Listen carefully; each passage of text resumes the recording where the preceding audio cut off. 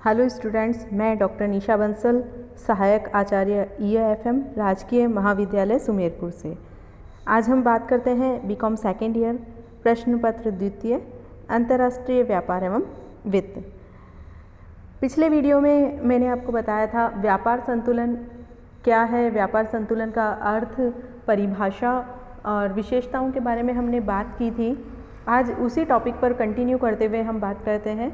आज की वीडियो में हम बात करेंगे प्रतिकूल व्यापार संतुलन को सुधारने की आवश्यकता क्यों है, प्रतिकूल व्यापार संतुलन को सुधारने के उपाय एवं तरीके क्या क्या हो सकते हैं, भुगतान संतुलन का अर्थ क्या होता है और भुगतान संतुलन की परिभाषा आज हम ज्ञात करेंगे इस वीडियो में। फर्स्ट स्टार्ट करते हैं, प्रतिकूल व्यापार संतुलन को सुधारने की आवश्यकता क्यों है। मैंने आपको बताया था पिछले वीडियो में प्रतिकूल व्यापार संतुलन क्या होता है, थोड़ा उस पर एक दृष्टि डालते हैं। प्रतिकूल व्यापार संतुलन के बारे में मैंने आपको बताया था कि जब एक देश के निर्यात उसके आयातों की तुलना में कम होते हैं तो ऐसी अवस्था प्रतिकूल व्यापार संतुलन की अवस्था कहलाती है। और प्रतिकूल व्यापार संतुलन का क्या इफेक्ट होता है अर्थव्यवस्था पर, ये भी मैंने आपको बताया था। प्रतिकूल व्यापार संतुलन के कारण विदेशी विनिमय कोषों में कमी हो जाती है, प्रतिकूल विनिमय दरें प्रतिकूल हो जाती है, भुगतान असंतुलन में वृद्धि हो जाती है, आर्थिक विकास में बाधा उत्पन्न होती है, अर्थव्यवस्था कमजोर होती है, देश की आर्थिक प्रतिष्ठा गिर जाती है, विदेशी मुद्रा बाजार में देश के मुद्रा की स्थिति भी कमजोर हो जाती है। तो प्रतिकूल व्यापार संतुलन की ये जो हमने प्रभाव देखे हैं, इनको सुधारने की क्या आवश्यकता है और क्यों है, ये हम देखते हैं आज की वीडियो में।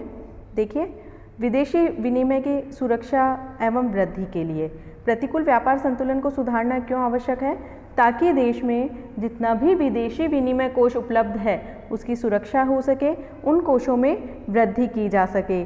प्रतिकूल व्यापार संतुलन के कारण विदेशी विनिमय कोषों में गिरावट की प्रवृत्ति स्टार्ट हो जाती है, गिरावट या कमी होना प्रारंभ हो जाती है।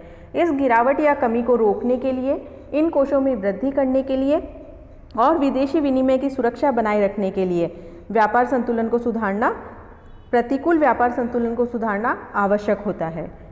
अगला पॉइंट देखते हैं, विदेशी विनिमय दरों में सुधार के लिए।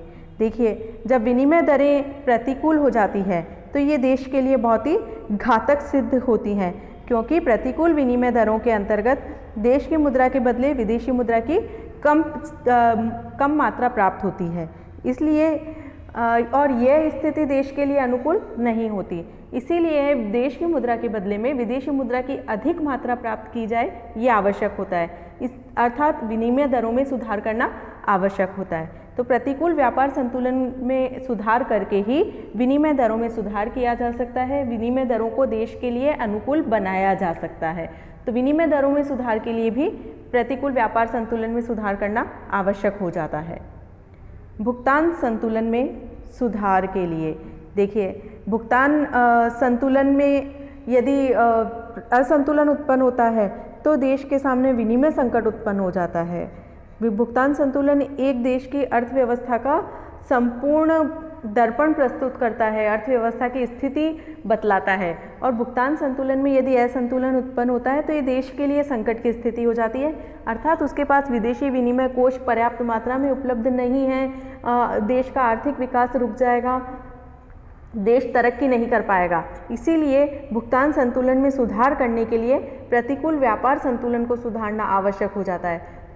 व्यापार संतुलन यदि पक्ष में है तो उससे भुगतान संतुलन को कुछ हद तक पक्ष में होने का फायदा मिलेगा, इसलिए भुगतान संतुलन में सुधार करना आवश्यक है।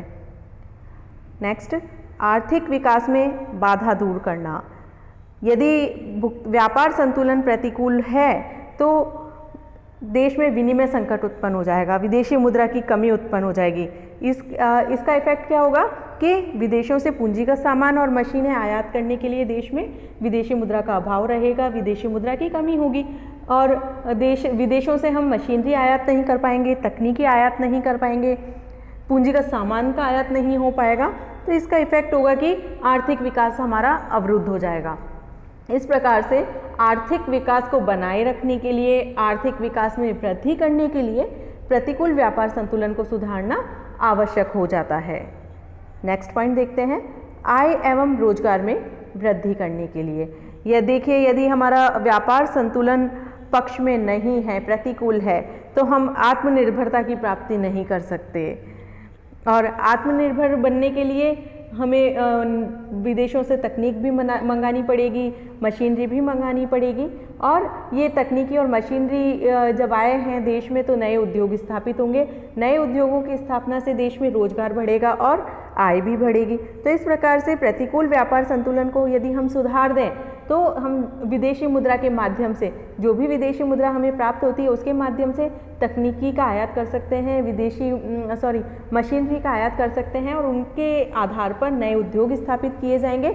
नए उद्योगों में लोगों को रोजगार मिलेगा और उनकी आय में वृद्धि होगी। इस प्रकार से प्रतिकूल व्यापार संतुलन को सुधार करके आय और रोजगार में वृद्धि के लक्ष्य को प्राप्त किया जा सकता है। इसलिए आय और रोजगार में वृद्धि करने के लिए भी प्रतिकूल व्यापार संतुलन को सुधार करने की आवश्यकता महसूस होती है। अगला पॉइंट देखते हैं, मुद्रा बाजार में देश की मुद्रा की सुदृढ़ता एवं प्रतिष्ठा जमाना।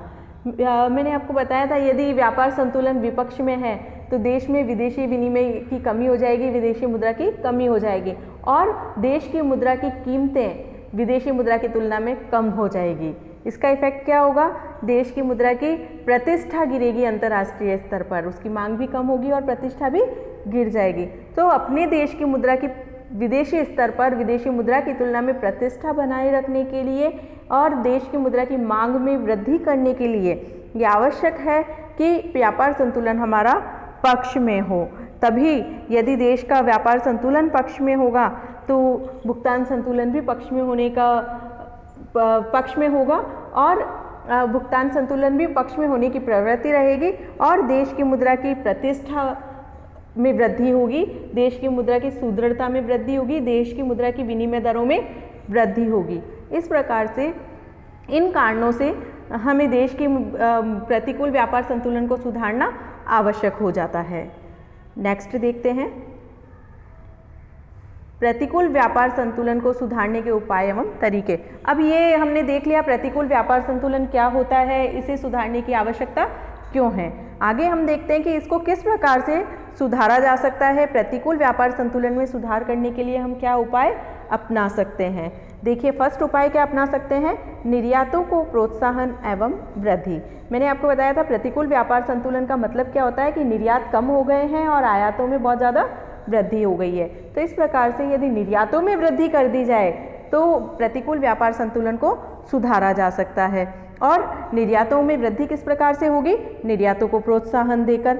निर्यातों को प्रोत्साहन किस प्रकार से दिया जाएगा, निर्यातकों को करों में छूट दे दी जाए, निर्यातों पर अनुदान दे दिया जाए। विदेशी बाजारों में देश के माल की मांग उत्पन्न करने के लिए यदि प्रचार प्रसार किया जाता है, विज्ञापन किया जाता है, किसी भी तरह से यदि उत्पादन लागतों में कमी करने के प्रयास किए जाते हैं और उत्पादन लागतें कम हो जाती है तो देश की वस्तुएं विदेशी मार्केट में सस्ती हो जाएंगी और देश के निर्यात बढ़ जाएंगे।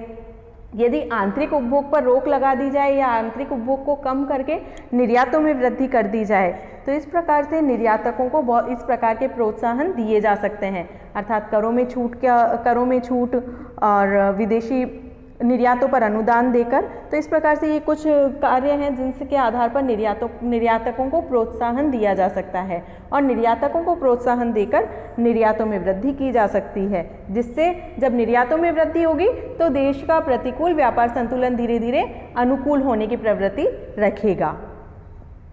नेक्स्ट देखते हैं, आयातों पर नियंत्रण एवं कमी। देश के जो आयात हैं यदि उन पर नियंत्रण स्थापित किया जाए, क्योंकि प्रतिकूल व्यापार संतुलन उत्पन्न होने का मुख्य कारण था आयातों में वृद्धि हो जाती है। जब इस प्रकार से आयातों में कमी कर दी जाए, उन पर नियंत्रण स्थापित कर दिया जाए तो व्यापार संतुलन पक्ष में होने की प्रवृत्ति रहेगी। आयातों पर नियंत्रण करने के लिए क्या किया जा सकता है, आयात प्रतिस्थापन को प्रोत्साहन दिया जा सकता है। आयात प्रतिस्थापन क्या होता है, यहाँ पर आयात प्रतिस्थापन का मीनिंग क्या होता है कि जो वस्तुएं हमारे देश में आयात की जा रही है उनको आयात करने के स्थान पर हमारे ही देश में उसका उत्पादन प्रारंभ कर दिया जाए। तो इसका इफेक्ट होगा, एक तो तरफ तो देश में लोगों को रोजगार मिलेगा, हमारे ही देश में रोजगार जनरेट हो जाएगा, रोजगार में वृद्धि हो जाएगी, देश का पैसा देश में रह जाएगा और आयातों पर हमारा पैसा विदेशी मुद्रा खर्च नहीं होगी। इस प्रकार से आयात प्रतिस्थापन यदि किए जाएं और साथ ही जो विलासितापूर्ण वस्तुएं हैं उनके आयातों पर रोक लगा दी जाए, साथ ही आयातों में कमी कर दी जाए किसी भी प्रकार से, तो इस प्रकार से या आयातों पर बहुत अधिक मात्रा में सरकार टैक्स लगा दे, ऊंचे कर लगा दे, तो धीरे धीरे आयात हतोत्साहित हो जाएंगे। इस प्रकार से यदि लोगों में, देश की जनता में स्वदेशी अपनाने की भावना जागृत कर दी जाए तो देश की वस्तुएं ही खरीदी जाएंगी, इस सिचुएशन में भी आयात कम हो जाएंगे। तो इस प्रकार से इन चीज़ों को अपनाकर आयातों को हतोत्साहित किया जा सकता है, आयातों में कमी और नियंत्रण स्थापित किया जा सकता है। तो आयातों में कमी और नियंत्रण करके भी प्रतिकूल व्यापार संतुलन में सुधार किए जा सकते हैं। नेक्स्ट है अवमूल्यन। अवमूल्यन क्या होता है? ये नई टर्म है यहाँ पर, डिवैल्यूएशन। अवमूल्यन को कहा जाता है डिवैल्यूएशन। अवमूल्यन का मतलब क्या होता है? जब एक देश की मुद्रा का मूल्य विदेशी मुद्रा के मूल्य में घटा दिया जाए, यानी कि एक देश की मुद्रा का मूल्य विदेशी मुद्रा के रूप में यदि घटा दिया जाता है तो ये क्या कहलाता है? अवमूल्यन। अवमूल्यन का मुख्य इफेक्ट क्या होता है, प्रभाव क्या होता है? जब हमारे देश की मुद्रा का मूल्य घट जाएगा विदेशी मुद्रा के रूप में, तो इसका इफेक्ट होगा कि निर्यात सस्ते हो जाएंगे और आयात महंगे हो जाएंगे। जब निर्यात सस्ते हो जाते हैं तो देश के निर्यातों की मात्रा में वृद्धि होगी और आयात महंगे हो गए हैं, अब आयातों की मात्रा में क्या होती है? कमी होती है। तो अवमूल्यन का मुख्य इफेक्ट होता है निर्यातों में वृद्धि होती है और आयातों में कमी होती है।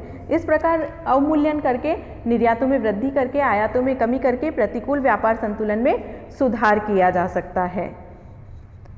नेक्स्ट पॉइंट, संरक्षण की नीति अपनाना। संरक्षण की नीति से क्या तात्पर्य हुआ? संरक्षण की नीति मैं आपको पिछले वीडियो में बता चुकी हूँ। संरक्षण का हमने पूरा पोर्शन पढ़ा था।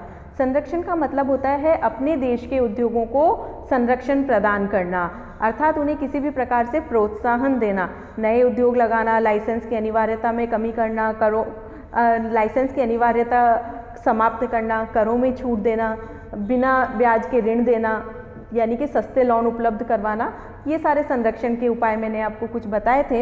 इस प्रकार से यदि संरक्षण की नीति अपनाई जाती है, अपने देश के उद्योगों को प्रोत्साहन दिया जाता है, उन्हें कच्चे माल के रूप में आसानी से कच्चा माल उपलब्ध हो जाए, अनुदान दे दिए जाए, छूटें दे दी जाए, विदेशी वस्तुओं पर बहुत अधिक मात्रा में टैक्स लगा दिए जाए, तटकर लगा दिए जाए, तो ये सारी संरक्षण की नीतियाँ कहलाती है। इस प्रकार से यदि संरक्षण की नीति अपनाई जाएगी तो उसका मुख्य प्रभाव होगा निर्यातों में वृद्धि होगी और आयातों में कमी हो जाएगी, और जब निर्यातों में वृद्धि होगी और आयातों में कमी होगी तो प्रतिकूल व्यापार संतुलन भी सुधार हो जाए, प्रतिकूल व्यापार संतुलन में सुधार होगा। नेक्स्ट देखते हैं, राशिपातन की नीति अपनाना। राशिपातन को कहते हैं डंपिंग, DUMPING, डंपिंग। डंपिंग क्या होती है? डंपिंग के अंतर्गत एक देश क्या करता है, अपने देश की यानी कि विदेशी बाजार में तो बहुत ही कम मूल्य पर वस्तुओं का विक्रय करता है, लागत से भी कम वस्तुओं का विक्रय करेगा। अपने देश में तो वस्तुओं की कीमतें बढ़ा सकता है और बढ़ाता है, लेकिन विदेशों में अपने देश की वस्तुओं की कीमतें बहुत ही कम कर देता है। इसका इफेक्ट क्या होता है? विदेशी बाजार में वस्तुओं की मांग उत्पन्न होती है, वस्तुओं के विक्रय में वृद्धि होती है, अर्थात निर्यातों में वृद्धि होती है, और आंतरिक देश के अंदर वस्तुओं की कीमतों में वृद्धि कर दी जाती है। तो इस प्रकार से देश में वस्तुओं की मांग कम हो जाएगी और विदेशों में वस्तुओं की मांग बढ़ जाएगी। देश में वस्तुएं महंगी होगी इसलिए मांग कम हो जाएगी, विदेशों में वस्तुएं कम मूल्य पर मिल रही हैं, सस्ती हो गई है राशिपातन के कारण, इसलिए उनकी मांग बढ़ जाएगी। तो इसका इफेक्ट होगा देश के निर्यात बढ़ेंगे और आयात कम हो जाएंगे, जिससे व्यापार संतुलन पक्ष में होने की प्रवृत्ति उत्पन्न हो जाएगी। नेक्स्ट है निर्यात साख एवं सुविधाओं में वृद्धि। देखिए देश के निर्यात बढ़ाने के लिए सरकार क्या कर सकती है, निर्यातकों को विशेष साख की व्यवस्था कर सकती है, निर्यात आयात बैंकों की स्थापना की जा सकती है, निर्यात संवर्धन परिषदों की स्थापना की जा सकती है, निर्यातकों को साख और बीमा की सुविधाएं दी जा सकती है, या निर्यात जो माल किया जा रहा है उसके संबंध में विभिन्न प्रकार की सुविधाएं या रियायतें उपलब्ध करवा सकती है। तो इन सब प्रयासों के परिणाम स्वरूप निर्यातों में वृद्धि होगी। जब निर्यातकों को सस्ती साख उपलब्ध होगी, निर्यात करने के लिए विभिन्न प्रकार की सुविधाएं उपलब्ध करवाई जाएंगी, तो धीरे धीरे निर्यातों में वृद्धि होगी। और जब निर्यातों में वृद्धि होगी तो प्रतिकूल व्यापार संतुलन में सुधार होगा, धीरे धीरे वो हमारे फेवर में आने लगेगा, अनुकूल होने लगेगा। तो इस प्रकार से इन उपायों को अपनाकर प्रतिकूल व्यापार संतुलन को सुधारा जा सकता है। नेक्स्ट देखते हैं हम भुगतान संतुलन। पहले मैंने आपको बताया था व्यापार संतुलन, अब स्टार्ट करते हैं हम भुगतान संतुलन। देखिए भुगतान संतुलन क्या होता है। भुगतान संतुलन एक विवरण है जिसमें देश के कुल दृश्य एवं अदृश्य आयातों और निर्यातों को बताया जाता है। यह किसी देश का विश्व के अन्य देशों से होने वाले संपूर्ण लेन देनों का विस्तृत ब्यौरा होता है, जिसमें एक निश्चित अवधि से संबंधित वस्तुओं व सेवाओं के आयात निर्यात, पूंजी, ब्याज, लाभ तथा अन्य भुगतान संबंधी विदेशी लेन देनों का समावेश होता है। तो इसको आप समझिए। देखिए व्यापार संतुलन में हमने बताया था निर्यात और आयात एक वर्ष में, लेकिन किस चीज़ का निर्यात आयात, दृश्य वस्तुओं का, यानी कि सिर्फ वस्तुओं का आयात निर्यात। लेकिन भुगतान संतुलन में क्या होता है, दृश्य और अदृश्य दोनों ही वस्तुओं का आयात निर्यात सम्मिलित किया जाता है। दृश्य आयात निर्यात कौन सा हो गया, दृश्य में सम्मिलित है, दृश्य व्यापार में सम्मिलित है वस्तुओं का आयात निर्यात, और अदृश्य व्यापार में क्या सम्मिलित है, सेवाओं का आयात निर्यात। सेवाओं का आयात निर्यात यानी कि सेवाओं को देखा नहीं जा सकता, इसलिए वो कहलाती है अदृश्य व्यापार। तो इस प्रकार से व्यापार संतुलन में सिर्फ दृश्य व्यापार सम्मिलित है, जबकि भुगतान संतुलन में दृश्य व्यापार और अदृश्य व्यापार। तो इस प्रकार से भुगतान संतुलन क्या हुआ, एक ऐसा विवरण है, एक ऐसा ब्यौरा है जिसमें एक अवधि विशेष में एक देश के संपूर्ण निर्यात, जिसमें दृश्य व्यापार और अदृश्य व्यापार दोनों सम्मिलित है, तथा संपूर्ण आयात जिसमें वस्तुओं का आयात भी सम्मिलित है और सेवाओं का आयात भी सम्मिलित है, इन दोनों से संबंधित संपूर्ण ब्यौरा होता है, वो कहलाता है भुगतान संतुलन। तो इस प्रकार से भुगतान संतुलन भुगतान संतुलन में एक प्रकार से उन समस्त मदों को बताया जाता है जिनके लिए विदेशों से भुगतान प्राप्त हुए हैं या होने हैं, और दूसरे शीर्षक में क्या बताया जाता है, उन सभी मदों को बताया जाता है जिनके लिए भुगतान किए जाने हैं। इस प्रकार साथ में भुगतान संतुलन हमेशा निश्चित रूप से संतुलित होता है, क्योंकि इसमें जो अंतर होगा उसे स्वर्ण के आयात निर्यात द्वारा समाप्त कर दिया जाएगा। तो इस प्रकार से भुगतान संतुलन एक विवरण है जिसमें वस्तुओं और सेवाओं दोनों के आयात निर्यात को सम्मिलित किया जाता है। प्रोफेसर एल्सवर्थ क्या कहते हैं इस बारे में। प्रोफेसर एल्सवर्थ का कहना है, भुगतान संतुलन किसी देश के निवासियों और शेष विश्व के निवासियों के मध्य हुए समस्त सौदों का संक्षिप्त विवरण है। अर्थात एक देश के निवासी और दूसरे देश के समस्त विश्व के निवासी आपस में जो भी आयात निर्यात करते हैं, इसमें कुल आयात निर्यात सम्मिलित है वस्तुओं और सेवाओं का, उन सब का एक विवरण है भुगतान संतुलन। तो इस प्रकार से भुगतान संतुलन का अर्थ मैंने आपको बताया। इसी के साथ आज का टॉपिक हम यहीं समाप्त करते हैं। स्टे होम, स्टे सेफ, अपना ध्यान रखें, समाज का ध्यान रखें, अपने परिवार का ध्यान रखें, अपनी जिम्मेदारी को समझें। Thank you very much.